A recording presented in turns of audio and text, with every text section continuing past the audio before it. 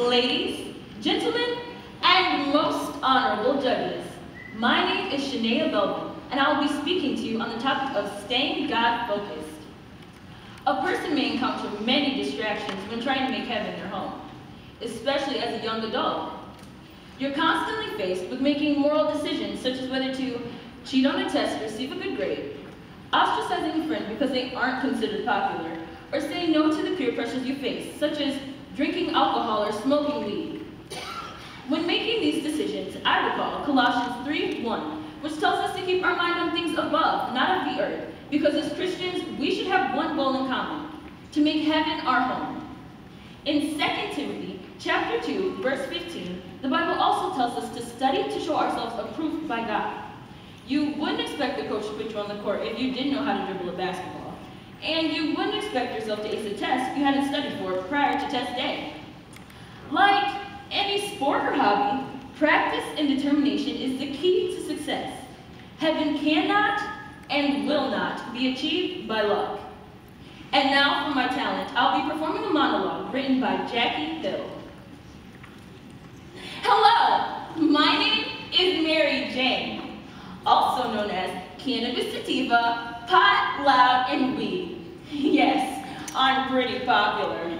My body can transform into many forms, so I'm typically the color green like the Grinch. I am the present hidden under the tree. Most of you have tried to make a friend out of me, but I have simply pimped you into choosing my 3 leaves over the Trinity. My scent is a mix of Christmas trees on fire and overcooked popcorn. Little do these people know how much I can do for those in need of my help.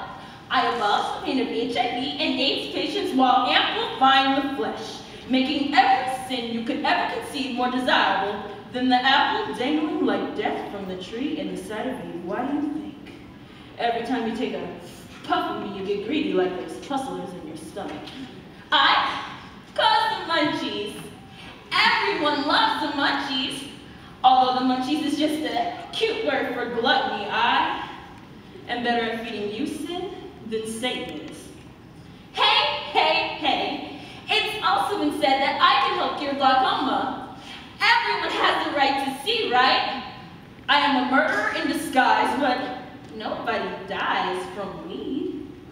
The leading cause of preventable death in America is tobacco, not me. But your idolatry of me is killing you soft and slowly like the Fugees on repeat. You consistently sing me over the opera of your breath, breathing in my satanic love when you were thirsty for comfort and peace. When you were lonely, you let me sing you lullabies with my lies when you were hurt. You cry while feasting on my pipes and bones. You and your friends can't seem to see the suicide you commit every time you do a shotgun. Well, first of all, it's not that serious.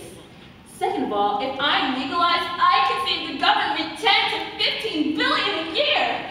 First of all, it's eternally serious. Second of all, let's do the math. God is eternal, meaning infinite. He has no beginning, no end. God is holy, man is not. Sin is a direct slap in the face of God in which he created in honor of him. Every puff, pass is throwing up a measurable wrath in the hand of the transgressor. Hypothetically speaking, let's say every sin costs $1 million.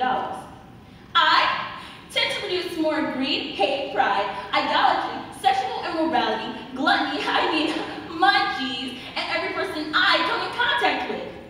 That means for every joint, pipe, or bone smoked, you're reckoning 9 million a high. If you were to smoke a blunt a day for 365 days, you'll be totaling 3,285,000,000 in sin a year. For every year with me, you're against a holy, righteous, and infinite God, which you are expected to pay for on Judgment Day. You cannot afford to love me.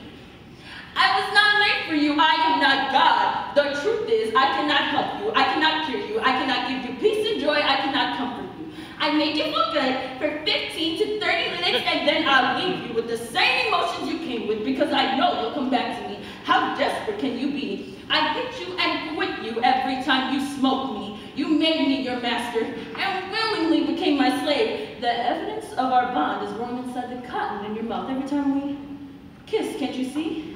All right. We are not made for each other. A lot of you know me this way, but not many of you know the real me. This is the real me. This is reality. I am more than Mary Jane. I am the resurrected Jekyll and Hyde, and there are two faces to every Hyde. I'm either extremely evil or wonderfully good. And what's good can seem evil, and what's evil is excellent at looking good. Which side of me you choose to believe is entirely up to you. Lovers of me won't suffer from lung disease, but will suffocate on deception.